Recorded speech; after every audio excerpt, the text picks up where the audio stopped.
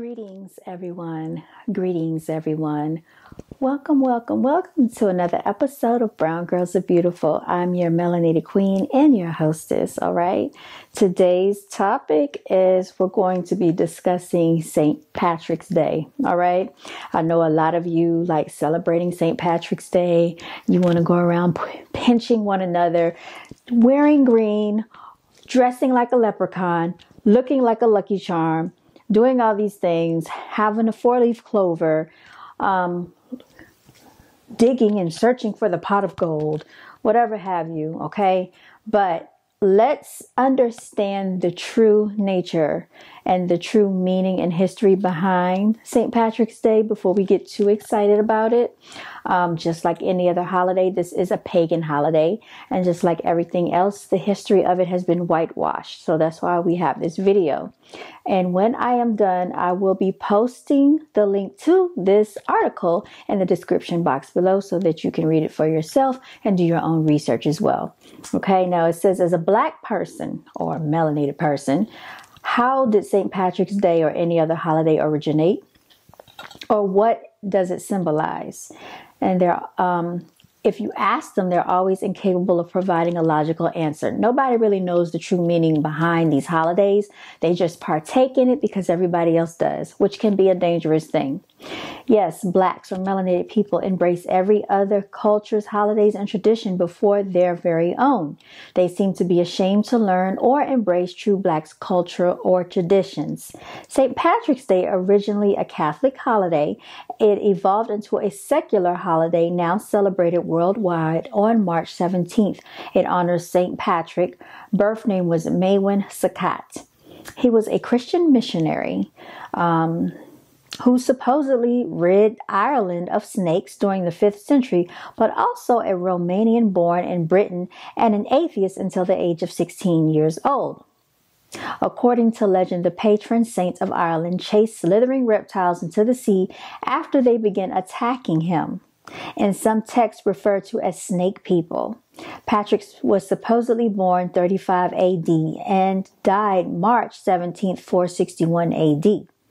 Contrary to the tales of Patrick driving snakes out of Ireland, snakes were certainly not chased out of Ireland by St. Patrick, who had nothing to do with Ireland's snakes-free status. Ireland is one of only a handful of places worldwide, including New Zealand, Iceland, Greenland, and Antarctica, that Indiana Jones and other snake-averse humans can visit without fear. All right? So Nigel Monaghan, the keeper of natural history of the National Museum of Ireland and Dublin, says at no time has there ever been any suggestion of snakes in Ireland. There was nothing for St. Patrick to banish, Monaghan said. Snakes literally couldn't reach Ireland. Most scientists point to the most recent ice age, which kept the island too cold for reptiles until it ended 10,000 years ago. After the ice age, surrounding seas may have kept snakes from colonizing the Emerald Isle, but snakes have not existed in Ireland for thousands of years. Britain, which had a long bridge to mainland Europe until about 6,500 years ago, was colonized by 3 snake species, the venomous adder, the grass snake, and the smooth snake. But Ireland's land linked to Britain was cut some 2,000 years ago, earlier by seas swollen by the melting glaciers. Monaghan noted, animals that reached Ireland before the sea became an impassable barrier, included brown bears, wild boars, and lynx, but snakes never made it, he said. Snake populations are slow to colonize new areas, Monaghan added. All right, so right there, we factor in a lie, okay? They're lying. Now, it says, having a history predating the Greco-Roman Judeo timeline history of Adam and Eve by more than 10,000 years, the Twa people journeyed all over Earth, spreading to Northern Ireland, Germany, and the rest of Europe, even Asia. Twa were known for their headdress and their hair, whom many grew into locks that looked like snakes. All right, that's where we get the snake people from. All right. They also wore a fez, all right? Shout out to all the Moorish people that know what that is. That's the hat. It looks like when you graduate and you have that little thing hanging from it, or a head covering that depicted the Kemet symbols known as uraeus or cobra raised to strike, which is the same snake image you see worn as Menes by the queens and kings of ancient Kemet or Egypt. The snake also represented the Kundalini awakening vortex found in the chakra energy, traveling up our spines and the helix of our DNA.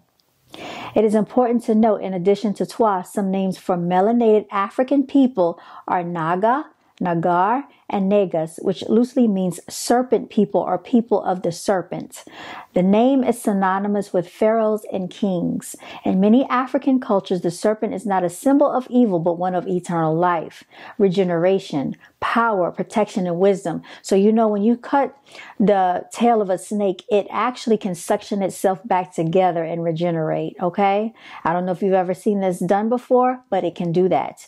Snake people was code word for the Batwa, or the Twa people, known widely for their shorter statures. So these people were commonly known as pygmy, Pygmy. So if you look them up, they do exist, and this is a picture of what they have them looking like, okay?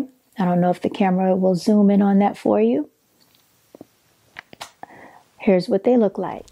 All right, y'all, so let's get back to it. With that being said, does this sound familiar? Does this sound like something that went on with the Native Americans in the United States, North America? Does this sound similar to the Tasmanian devil and the Tasmanians in Australia? Yes, all of this sounds familiar. Twa had great knowledge of herbs and other wisdom, which was considered magic by Europeans, later symbolized by the magic dust of the leprechaun. Yes, the origin of leprechauns are for African Twa. Have you ever witnessed an Irish person wear red, black, and green? No, you'll never see that, okay? All right, so you will see melanated people dressed up like Irish people, but you won't see Irish people dressed up with red, black, and green. You won't see that, okay? You won't see it. So anyway, here it says, you won't. When you celebrate St. Patrick's Day, you're celebrating African genocide, and this holiday is clearly an effort to cover up the genocide of the indigenous people of Ireland, just like they have in Australia, which I said that, just like they have in the United States, I pointed that out, and just like they have in any African land they have ever stepped foot on. So before you drink green beer when you get off work this evening or go to a shamrock shake, just know that those who are aware of the true history behind St. Patrick's Day often frown upon and look down on Black people who celebrate the holiday out of ignorance. Blacks will make statements like, "What's the harm? It's just for fun," not knowledgeable that they are the joke of the party. Blacks must put forth effort in discovering the origins of these holidays and traditions. Blacks must put an into agenda set against them.